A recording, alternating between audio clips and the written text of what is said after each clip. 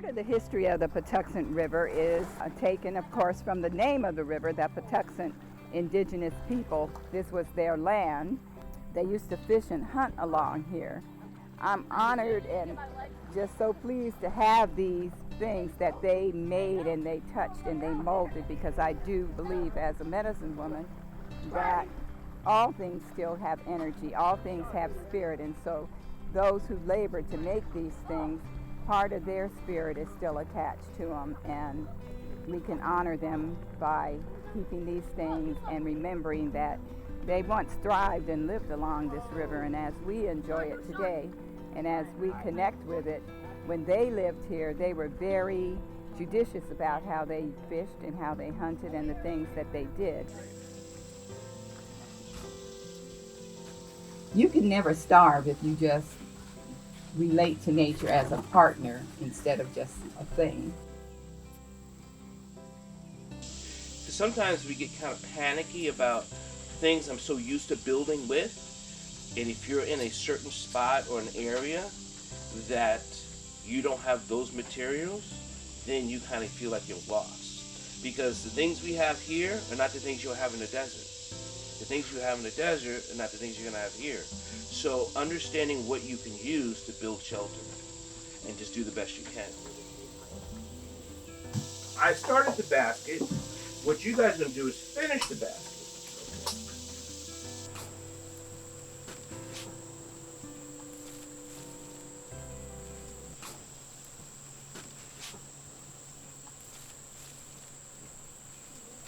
You need calories. You got to understand what you can sustain very little of, even though you have to get certain things done, right? This is less calorie consuming than cutting up firewood or dragging something. So you have to understand your energy level. You always have to keep working, but you got to understand your energy level, because you're replenishing it is not as optimal as you like it to be.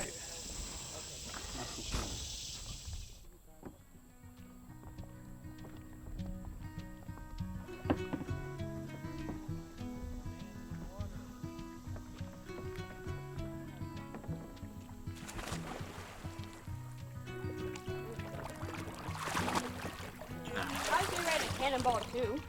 It's too shallow for that. Alright, 3, 2, 1, go! Go! 1, 2, 3, 4, 5. I will go for that.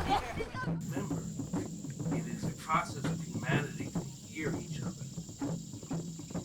Very difficult for people to actually like each other, care for each other, if you don't ever hear each other.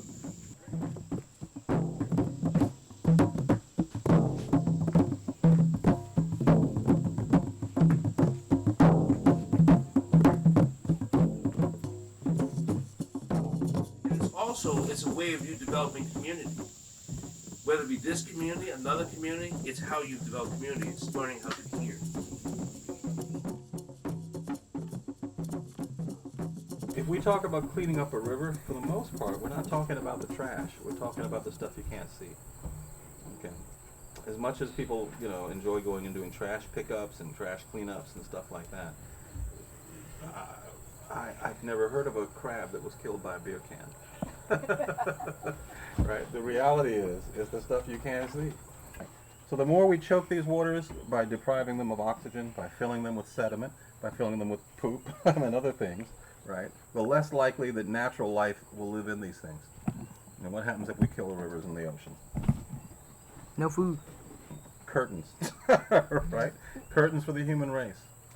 Right? We need water, but most importantly, we need clean water. So that's some of the science, but there's obviously a lot more to water, right? If I handed you a glass and said, oh, here's some H2O, help yourself, wouldn't you say, right? Water is more than just water, right? Water is a spiritual thing too. There are Japanese that have done experiments, right, where they actually do things that make water molecules vibrate and react. That water is smart. Water is attracted to itself. Right? Water is this thing that's kind of has its own kind of life force, or at least its own set of rules. So water is pretty cool. And you and I, we're mostly made of water, right? There's a whole lot of water built into us. That's why we have to keep renewing our own water. We drink water. Water is part of what keeps us who we are. Just remember that, you know, it's our duty, it's our obligation not only to the earth, but to the people that came before and the people that are here and come after us to think about this living, breathing water and the plants and the trees and all the things, the wind that's carrying these prayers and this song and songs of the people. We want to be doing better than we're doing. We owe it to the earth. We owe it to whoever the creator is, how you define that, but just in spirit, period.